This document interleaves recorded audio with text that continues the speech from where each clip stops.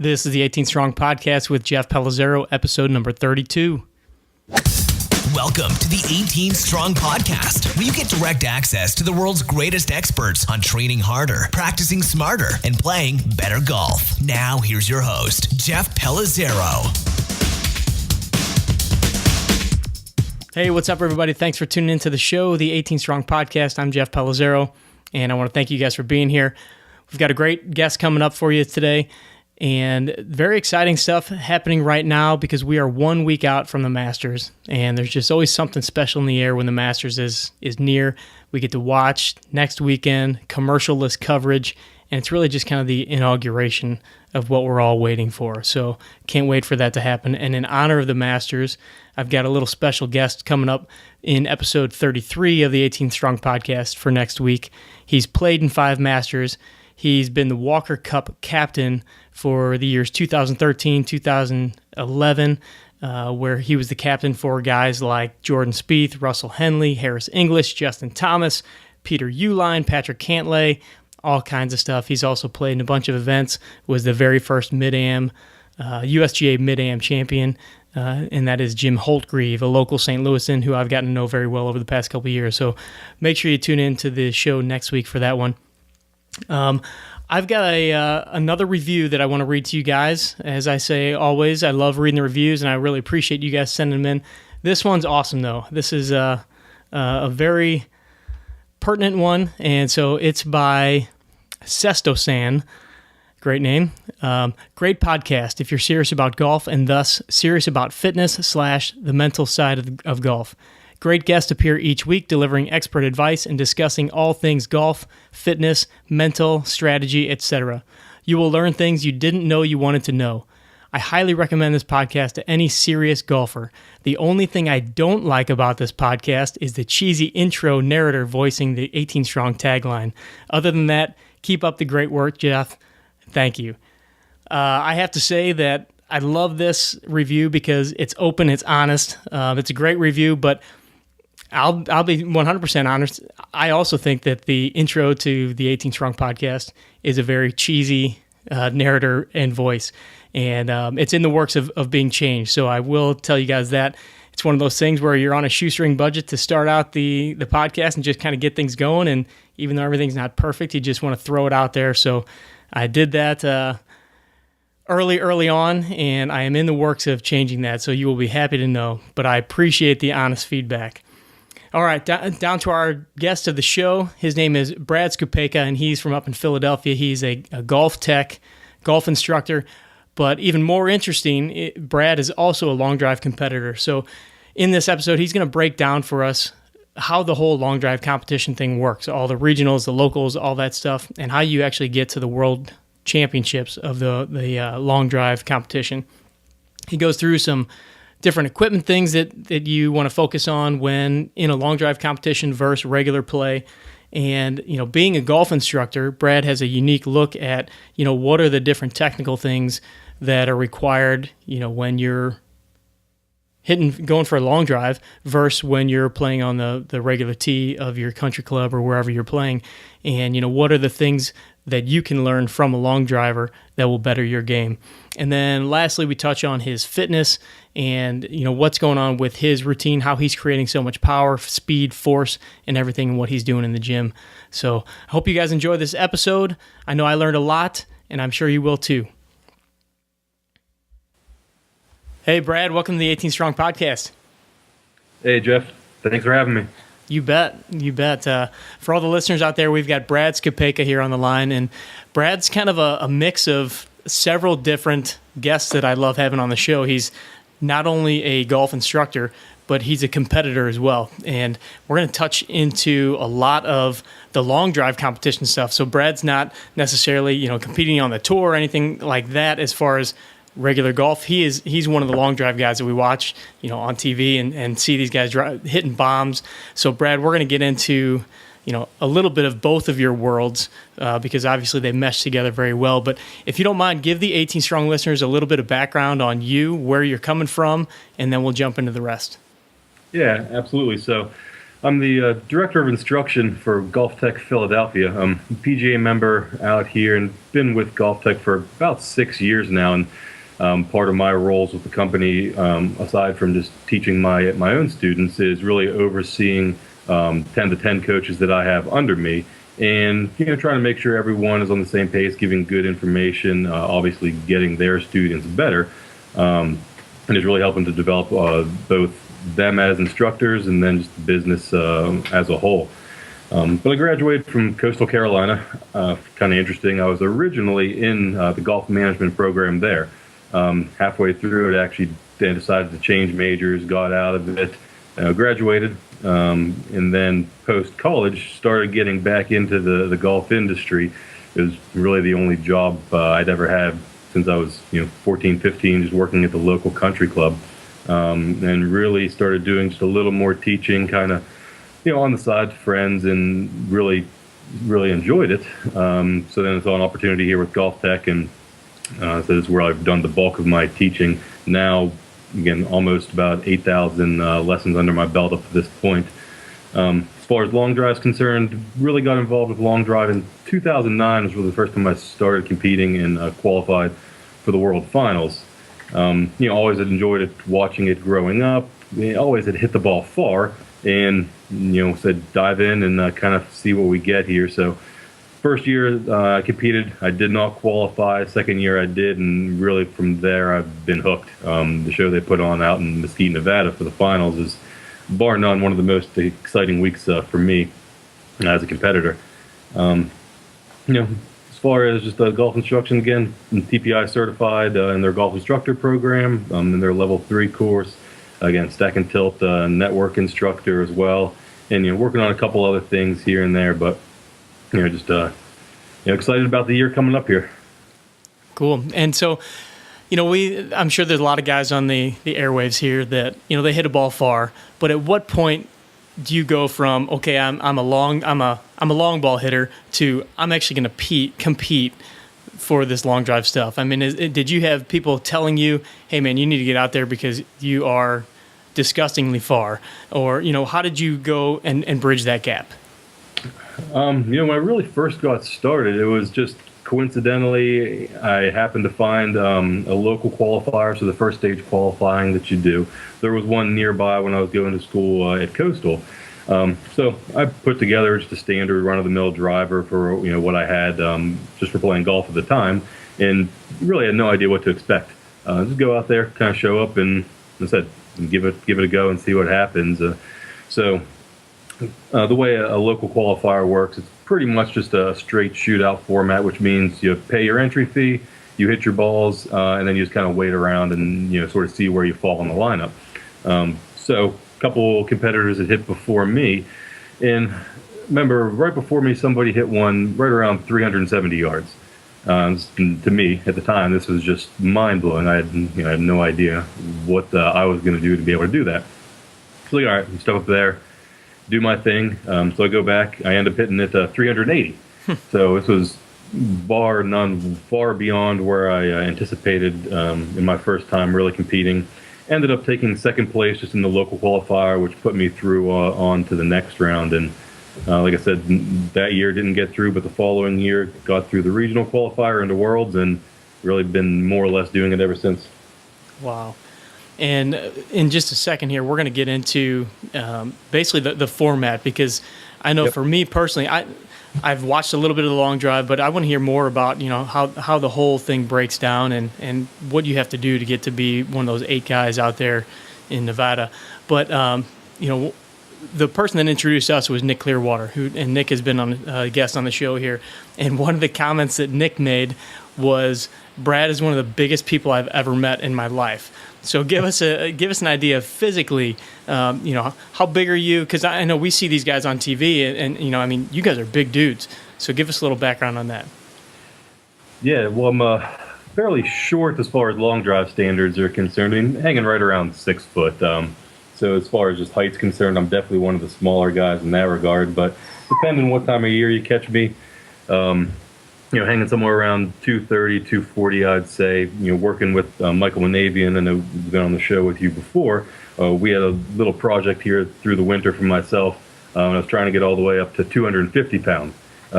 Fell just short of it. I ended up maxing out at 248 before I decided it was time to kind of start getting ready for summer here. But yeah, so roughly 6 foot, 235, we'll call it. Wow. And we'll get into some of the stuff that you're doing with Michael and Allie up there when we talk about some of the conditioning.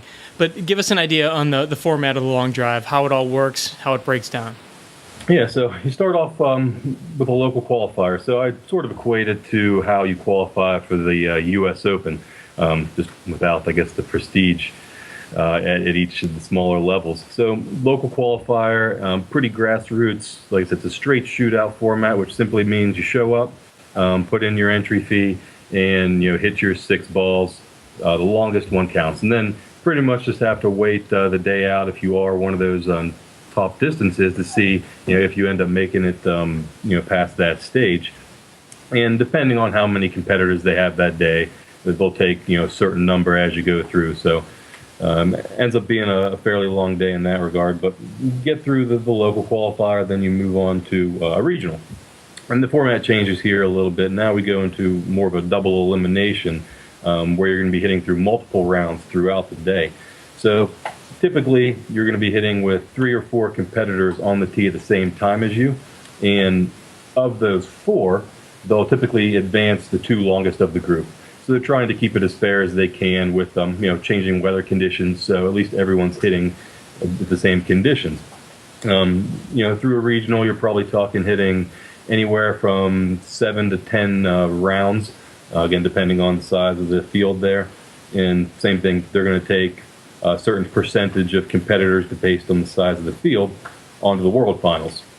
World Finals is comprised of about 128 competitors in the open division.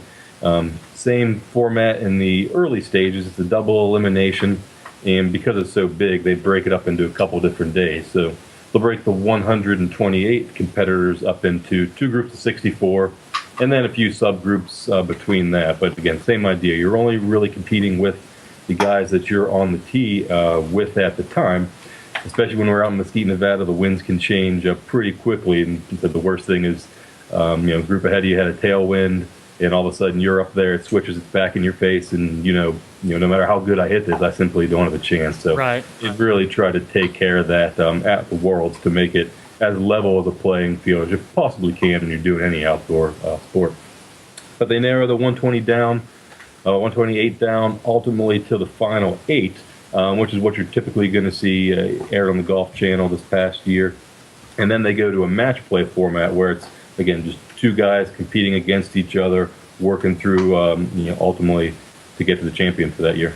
So you've been in the final 8? I've not. No, I've gotten through a couple rounds at Worlds, qualified for the 128-man field on 3 separate occasions. Just this past year in September was my 3rd. I've gotten through a few rounds in that regard, but it's really the difference of a couple yards here and there, really.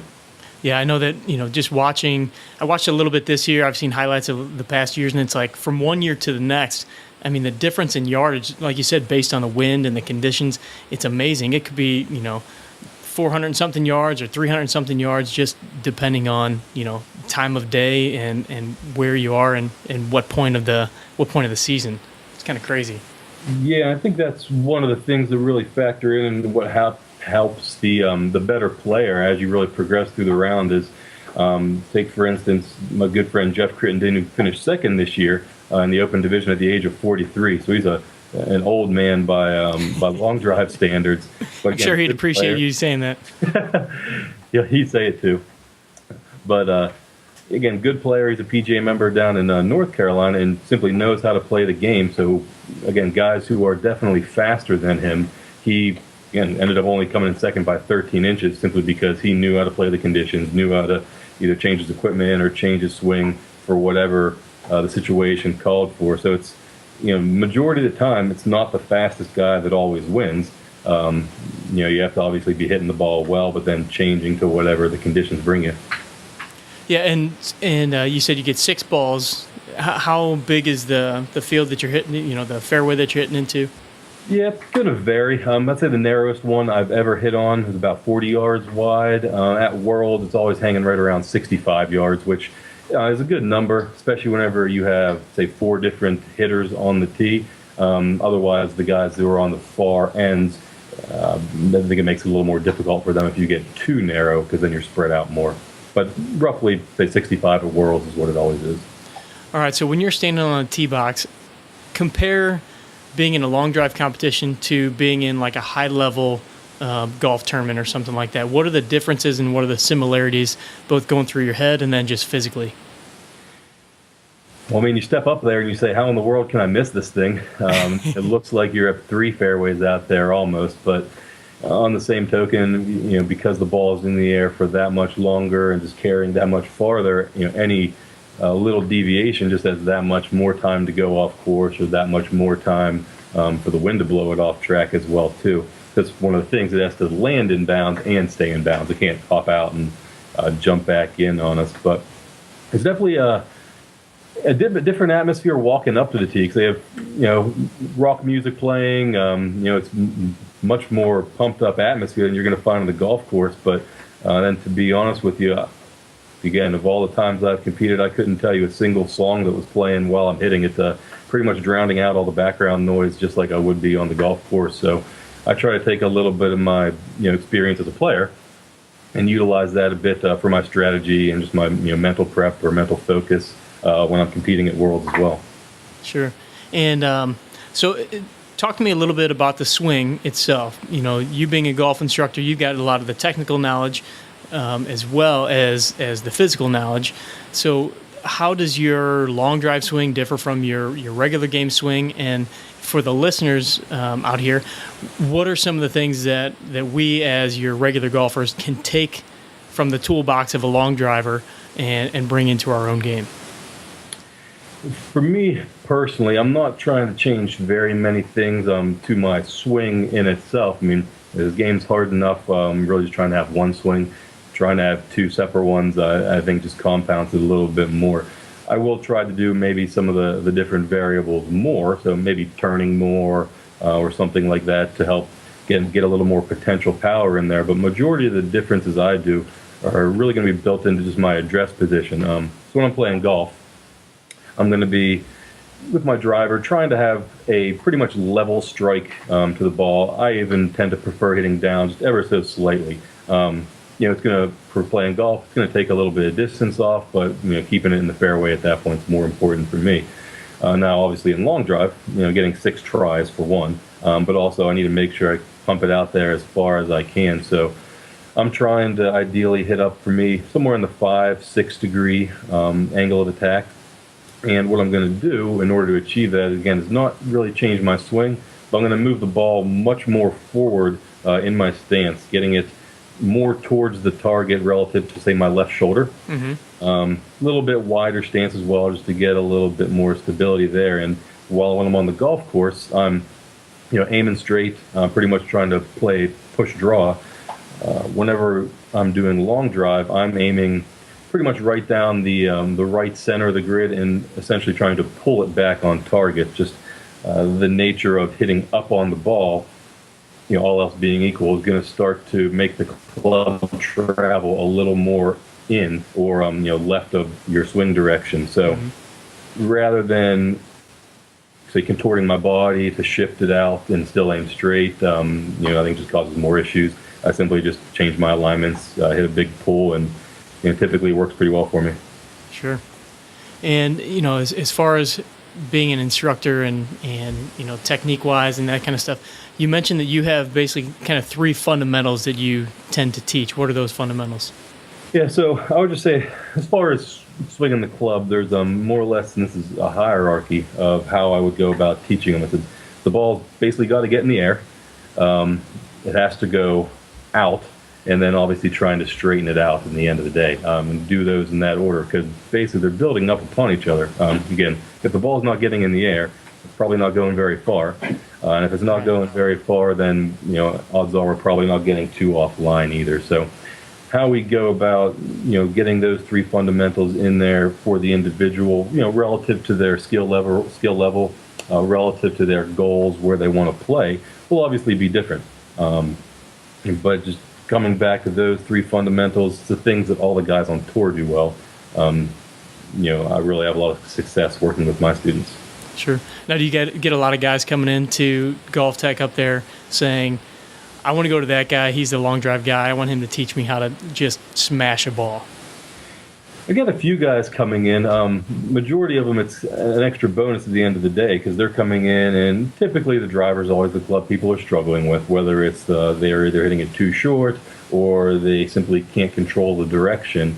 And then they find out, just while talking with me that, I've competed in long drive. It, really gets them excited where it's, this is a guy who knows a lot about swinging the driver. Hopefully he's the one that can really help take me, to where I'm trying to get. Now, I know there's been a lot of talk over this past year, really, especially in the world of golf fitness and, about building speed and power and, creating more velocity in your swing.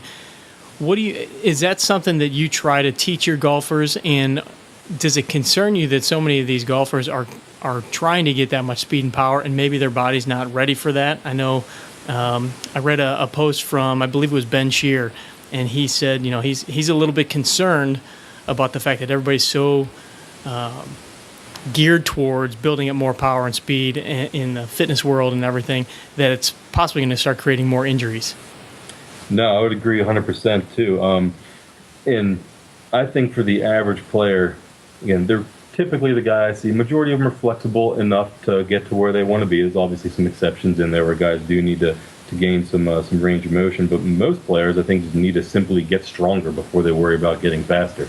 And they'll probably just through that get a little bit faster on top of it. But yeah, like you're saying, if you're trying to, run a Lamborghini engine and the transmission's from a Civic or something, it's probably not going to hold up very well for you. And that would be something, that I'd be concerned with for guys trying to, say, dive into it too quickly. And, not an expert in this realm by any means, but, whenever I'm working with students and we say that, we're going to work on your technique, we're going to definitely get your equipment tuned in for where you need, let me use some of the guys on my team to help you get you to where you need to be physically speaking. And again, a lot of them, that's going to be through strength training, and as they build that base, then maybe start worrying about some speed. Sure. And just equipment-wise, and we'll get into some of the strength training stuff and conditioning in a little bit because I want to talk about your fitness program and what you're doing. But as far as equipment-wise, what are some of the differences that you guys use as the long drivers? I've always seen the bigger, longer clubs, but what are the specifics and what are the changes that it makes in your launch angles and all that stuff? Well, the biggest difference is they're going to be longer, and they're typically going to be stiffer and have less loft. Now, everything is USGA conforming, so now if I wanted to, I could go out to one of my section events, tee it up with one of my long drive clubs and be perfectly within the rules. It's not going to work out that well for me, but it's definitely an option if I wanted to. So everything is 48 inches is the maximum length it could be, just like a USGA conforming club. Everything, again, has to be on the USGA conforming list, and even when we're at the Worlds, they'll do random CT testing, which is more or less measuring how hot the face is. So what we find is with the clubs, because we're hitting them so hard, that the trampoline effect, effectively, it changes a little bit over the time. The metal fatigues. So you may have a club that was conforming when you first put it together, but just from hitting it too many times, it may now become what's illegal. So they'll pull somebody's club, test it, and you either get it back or you don't, whether it passes. But as far as, again, everything's conforming in that regard. So as far as my equipment, my average loft that I'm typically playing with, again, neutral conditions, is going to be 4.5 degrees. The lower lofts I use are going to be in the 2-3 range, which would be if I'm more into the wind, or if I have a little tailwind, I go up to 5.5, maybe a 6. Again, 48-inch long shaft, and then, again, depending on the day, either double extra stiff or triple, again, just depending on the conditions and what I'm trying to achieve. And what it really does is the longer club makes your swing arc bigger, allowing the club head to travel faster. So you're going to get a bit faster club head speed, faster ball speed, and then with that, if we had, say, 9-degree drivers or something along those lines, 10 degrees, the amount of backspin that we'd be putting on the golf ball would simply be way too much. The ball wouldn't go anywhere. So the biggest thing that the low loft allows us to do is keep that spin under control. Hitting up on the ball, like I said, 5-6 degrees, getting it up, nice and high, but then having a pretty flat trajectory once it gets to its peak height, so that way it can land and get a little bit of extra run out as well. Gotcha. So do you actually bring several different drivers, several different shafts, and all that stuff with you? Yeah, whenever I was out at the Worlds this past September, I think I took either 12 or 13 different clubs. It's going to be typically one setup and then a backup for that setup in case if, again, the head were to break or the shaft were to break or something along those lines. So really I have 5 or 6 different setups and then a backup for each of those. And I've seen guys take 2 big staff bags out in the range with probably 20-some clubs. But again, just trying to, worst thing that happens is a club breaks on you and your name gets called to be on the tee and you're kind of stuck. Yeah. Now, I remember being at one of the TPI seminars, and Greg Rose was saying, kind of talking about that trampoline effect on your clubs.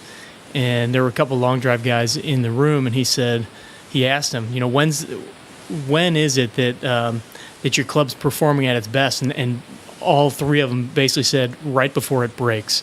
Yep. And I guess it's because of that trampoline effect. He said it actually it's almost like an old pair of shoes where it wears a little bit, starts to move around and be more comfortable.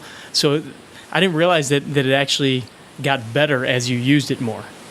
Yeah, they'll have exactly diminishing returns. Once you get a certain number of balls in, you'll be able to tell the sound of the club starts changing a little bit typically. You'll see some speed numbers pump up, and whenever you see that happening, kind of like, let's shelf this one and only use it in competition because I know it probably doesn't have too much of a lifespan left. So I have a designated practice club, which was, again, it's long been destroyed. The ball doesn't go anywhere when I hit it, but it's more of just, again, so I don't wear out my gamers. I'm just using this one, just working on swing technique, solidness of contact, knowing that if I'm doing this, the distance, the launch numbers will be there. And what kind of swing speeds are we talking about in these competitions? It's really going to range. I mean, I'm certainly not one of the fastest ones out there by any means. I mean, I'm going to be in the mid 130 mile an hour club head speed. I've seen your guys who typically win are going to be in the low 140s. One of the final 8 competitors this year actually put up a 156, I think it was, on TrackMan, which is really unheard of. Wow. But biggest thing, because I'm not one of the fastest, is I have to make sure that I'm efficient. So I'm, again, making sure that I'm hitting it solid, getting my launch numbers exactly where they need to be, and then putting balls in the grid. Because just, again, the nature of hitting in the elements, you'll get sometimes ball lands, maybe hits a little firmer spot or rolls out a little more. Obviously, the more balls that you get in play, the better chance of getting that extra little hop you have. So again, it kind of comes back to the fastest guy doesn't always win. It's much more than just giving it all you got and cranking it out there. There certainly is a little bit of a strategy to go along with it. Yeah, we've got one of the guys that works at our gym. His name's Tony, and he's a former collegiate baseball player. And we've got a hitting net and everything, and we've got our little speed swing radars. And I mean, he can just flat out gas it. And we clocked him one day. I think it was 1. And I don't know how accurate our little device is, but it was at like 142, and I think he hit 145. Mm-hmm. But again, he's a big, powerful, strong guy. But we took him out to the range one day, and it was like 300 yards straight right or 300 straight left. So yeah, it's not simply how fast can you swing. There's a lot more to it. Just anybody knows that's ever stepped on a tee box anywhere. So what's the longest you've ever hit in competition? The longest I've ever hit was just this past year. Actually, it was 432 yards. That was out there at the Mesquite Sports Complex. Wow. I actually lost by 2 yards in that round too. Did you really? Oh man. All right, so let's start talking a little bit about the fitness stuff. The 18 Strong podcast is very much about the fitness portion of golf, what we do to maximize our performance. So what are some of the things, and I know you work with Allie Gilbert and Michael, both guests of the show. What are some of the things that you guys are working on for your own personal game? Yeah, so we really had the focus through the winter of really just trying to get bigger and stronger, get a better base, and then as the season's approaching, we're going to start changing it up a little bit. I was actually going up there to see them again this coming Monday, running through the whole gambit of everything they offer, just again start getting our plan in place kind of going into the season. But what I've really liked about working with both of them to this point is they're allowing me to really do, some of the, say, ego, meathead lifting, whatever you want to call it, while you're in the gym. So really all my days are going to start off with, one of a big power movement, be it, heavy benching, deadlifts, some sort of squat variation in there, and then working into some more of the smaller things that we need to do, be it, single arm rowing, pressing, again, single leg work a lot of the times in the circuit. But it's been really good because it's always just something, especially through the winter, I like to see just simply how strong I can get. See if there's a point where you start breaking down and then rebuild from there. But really with the plans they've been having me go through, the nutrition that Michael's helped me out with a lot. Definitely the biggest I've been ever. It was the best my body has felt, again, as I was going through it as well, too. So, again, it was really a good combination of things they had me doing. Well, you said something earlier on about, when you get stronger, you're going to end up getting faster. That's going to be a byproduct. Explain that a little bit. Yeah, I mean, so it's not a 1-to-1 ratio by any means where, I wouldn't say there's necessarily a speed component to strength, but to have the speed, I think you need to have, again, that base of strength. So I think simply by whether it's nervous system firing faster because now they're simply using it, especially for the unconditioned individual. Again, a lot of your initial gains, obviously, as you know, are in the first few weeks are going to be strictly from that, nothing muscle related. Right. And then just again, as they build that stronger base, lower body can stabilize more, can support again a quicker rotation than in their torso, in their arms. I think they're going to feel better when they play, for one, because they won't be, again, the body will be better adapt to absorbing some of that force. But then I think just because they'll have that platform, that in and of itself allows them to sort of dig a little deeper to inside of what they actually have. Yeah, I think it's important to mention that, the strength component of it is very much a part of the speed and power. So power basically comes from those two components. If you're not strong enough to move your body parts or to move resistance, you can't have power. Power is going to be that strength combined with that speed. And I'm a big fan of utilizing some of these big lifts and just working on just general total body strength and power, because it translates just like in any other sport. That's why we see sprinters that are usually pretty ripped and jacked and very strong. And it's not because they run all day, it's because they put in the work as far as explosive movements, heavier weights, that type of stuff, in order to be those explosive athletes. Now, what kind of, there's so many different gadgets and things out there regarding like overspeed training and rotational drills and stuff like that. What kind of rotation type stuff do you guys throw in there, and do you do any kind of the overspeed training? Yeah, so part of the full body circuits that I have right now have had a lot of anti-rotation motions in there as well, be it again single arm pressing, or say rowing from a prone position. So do a lot of that now, and pal-off press things of that nature. And then I throw a little bit of the overspeed training in there as well. I think Don actually mentioned it last time with the super speed golf. I've been utilizing that a little bit, talked to the guys out of the World Golf Fitness Summit this past fall, and I ended up getting hooked up with that. And I'm going to be interested to see, again, as I put more time in with it, how that starts to really translate to swinging the golf club. Yeah, the super speed sticks, those are pretty cool. I saw those out there as well, and then one of my clients brought them in not too long ago. And for those of you that don't know, it's basically like 3 different weighted clubs. One's a little lighter than your traditional driver, one's kind of traditional driver weight, and then one's slightly heavier.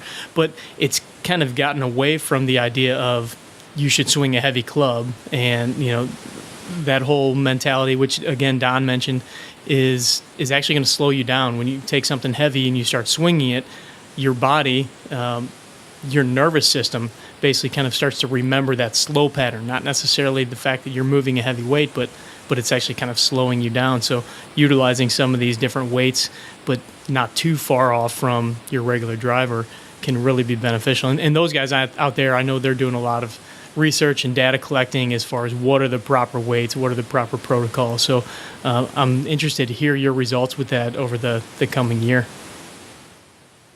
Yeah, definitely. I'm going to get a little bit, say I'll be up there on Monday. I'm going to check on my speed now. Again, it's been a couple months since I've last tested it, and again, I'm pretty excited. I think it's going to be good. Awesome. All right, so there's another piece to the puzzle as far as lifting weights and golf and all that stuff that you and I have kind of chatted back and forth with in our messaging, and I know I've talked with Michael about this a lot, and that's the idea of somebody getting to be too big to play golf. And we've had talks about Tiger getting too big, and that's what's causing his back pain and all this different stuff. Talk to me a little bit about the idea of lifting weights and being a golfer, and do the two go against each other? Yeah, I wouldn't say at all. I mean, I'm sure there certainly is a point that too big happens, but again, I think you might be stepping on the Mr. Olympia stage at that point. So I think for the average guy, you're not really, it's not a worry that you need to have. Again, it's obviously something that's not happening overnight. So you're not going to wake up with this entirely new body and say, I don't know how the heck to swing this club anymore. So you are going to adapt a little bit as your body changes as well. But I can just say from personal experience, the bigger and the stronger I got, the better I felt. Just life in general, but especially on the golf course, had again less aches in my hips or shoulders after playing. Less fatigue as I went through. But again, I think just the average guy worrying about getting too big, I don't really see it happening. It's not something they need to worry about. They're better off, again, trying to get in there, get as strong as they can, and I think it's only going to do them good. Yeah, I think a lot of this all comes down to your preparation, your planning, and who's kind of guiding you. We've all got friends and people that we know that, back in the day in high school and college or whatever, the meathead buddies that did, just the basic lifting type stuff, but it was all not performance-based. It was more aesthetics. And when you do that, you're not worried about your flexibility stuff. You're not worried about, improving your performance. And so I think it's that type of weightlifting and things like that people have now kind of lumped into the training that some of the golfers are doing.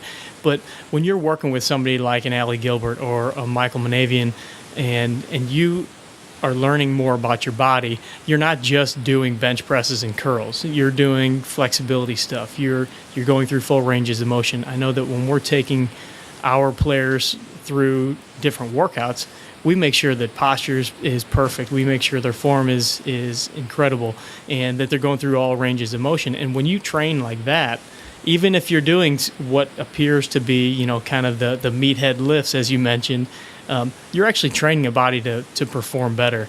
And I know a lot of guys that are not big guys, but they're much less flexible than some of the big guys that I know that actually do this stuff right. And so I think that what you guys are doing, and obviously you're 6 foot, 240 pounds, you're a big dude, and the way that you guys move and the speed that you can generate just shows that getting too big for golf is, like you said, you have to be a pretty monstrous person. So, all right, I got a couple questions for you, just more on a personal level. I like to kind of touch base with the guests every time to give the audience a little bit more feeling of them and their background. So I want to touch on kind of your competitive side.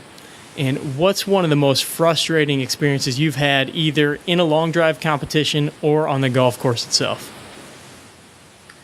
In a long drive competition, it was a little bittersweet. Let's say when I hit that 432 yards, because what they have when you're hitting, there's basically a jumbotron up there with everyone's names and the yardages that they're projecting when you're hitting out there. And just watching hit a good one, I knew I caught it, and I see the 432 come up, and again, obviously I know right out of the gate that's the farthest I've hit it ever. And then on top of that, it should typically be good enough to get through most rounds, and then coming through again, somebody fires off and does, again, it was 434 to beat me. A little frustrating, a little heartbreaking, but again, bittersweet. It's, I did my best ever. Can I be that mad? Yeah. And then on the flip side, what would you say is one of the most gratifying or most memorable moments you've had, again, on the long drive tee or on a golf course? Well, I would say it's another experience out there in Mesquite. So one of the years when I qualified, I didn't get through in the traditional manner where you're doing the local regional level. They have what they call the last chance qualifier, which it's the day before the whole week starts off. I'd equate it to like a Monday qualifier on tour, where there's going to be 30, 40 guys, kind of changes a little bit every year. They're only taking one or two out of that to go on, to the actual event in the coming days. And this would have been in 2012, I want to say, where again, hadn't qualified, basically flying out there with, the clubs. And if I don't qualify, I'm basically bought myself a vacation for a week in the desert and ended up getting through. Again, hit it really well, got into the event, and performed fairly well all week. But again, just knowing going out there, accomplishing that, being one of those guys getting through, it's been one of the better ones with long drive. Excellent. All right, which one do you prefer, Caddyshack or Happy Gilmore? I'd probably say Happy Gilmore. I'd lean towards that. Long drive aside, I just think it was one of the first golf movies I ever saw growing up, so it just kind of stuck with me. I guess that makes sense. The whole long drive thing. Have you ever? Obviously, I know you have tried the Happy Gilmore, and what were the results? Hit or miss, as you can expect. Sometimes, again, you hit one, you feel like you kill it. It really doesn't go as far as you think, but again, I'd say 4 out of 5 times. Who knows where it's going? Watch out. Right. All right. I know you've listened to the show a couple times, and I like to ask a lot of the guests this question as well. I know what 18 Strong means to me. I think all the different audience and listeners have their own definition of 18 Strong. I want to know what your definition of the term 18 Strong is. Yeah, I really like to look at it as the idea of just finishing. Again, setting a goal and, again, going through with the plan to achieve that, whether that be fitness, golf-oriented, or just life. Kind of setting, here's what I want to do. Here's the necessary steps to do it. Let's go execute this plan. And, again, whether you get there or not, it's, again, finishing that plan, setting your mind to something, and taking care of business. Perfect. All right, what's got you excited for this year? I'm really excited just with the work I've been doing with Allie and Michael up there. Really get out here in the 2015, and again, I'm expecting some pretty big things. So I'm ready for the year to start. Awesome. We'll be keeping our eye out for you, and I know that I'll keep the listeners and the audience updated on any of the stuff that you have going on. They'll have all the information to kind of get in touch with you and follow you on Facebook and Twitter and stuff. Where else can they go to find out more about you, what you guys are doing at GolfTec, and all that good stuff? Best place to go for GolfTec is just simply going to be on golftec.com. Again, any of your listeners find themselves in the Philadelphia, South Jersey area, again, look me up in our Moorestown centers where I teach out of. Stop in and say, hey, be happy to help you out with your game. Awesome. Any last pieces of advice for the listeners? Biggest thing I would say, again, for anyone who's trying to hit the ball farther and straighter is go make sure you get fit for the driver you have. Majority of the clubs out there, again, off the shelf, aren't going to be good for you. They're typically going to be longer than you need. Get with somebody who knows what they're doing. Get the right tool for you. Again, then go out there and have a good time. That's great advice. All right, man, I want to thank you for your time today. Really appreciate it. I know we've all got a little more of a glimpse into the glamour of the long drive world, so I appreciate you taking the time to come on. Definitely. Happy to be part of it. Awesome, man. We'll be talking soon. All right, take care. Thanks, Brad. Hey, I hope you guys got a lot out of that interview with Brad. I know that, as golfers, we all want more power, we want more speed, and we want definitely more distance off of our driver. So I think Brad gave us some very good insights into how you can do that and how you can take some of the lessons from his long drive experience and tie that into your own golf game. But also the fact that he mentioned that, he doesn't change up too much when he's in competition from when he's out of competition. But, he works very smart in the gym. He knows what he's doing when he goes out to practice. And you can tell how dialed in these guys are when they're working with their driver and really trying to increase the reps, work on their swings, and what he's doing to prepare. So hopefully you guys got a lot out of that episode. And as always, I appreciate everything that you guys do. I appreciate you being here and listening, sending in the reviews, sending in the messages on social media, all that good stuff. If you have any questions for me, please email me at jeff@18strong.com. And don't forget, we do have your free ebook, your free gift, 5 yards in less than 5 minutes, to help you put a little extra speed and power and distance in your drives. You can get that at 18strong.com/5yardsbook.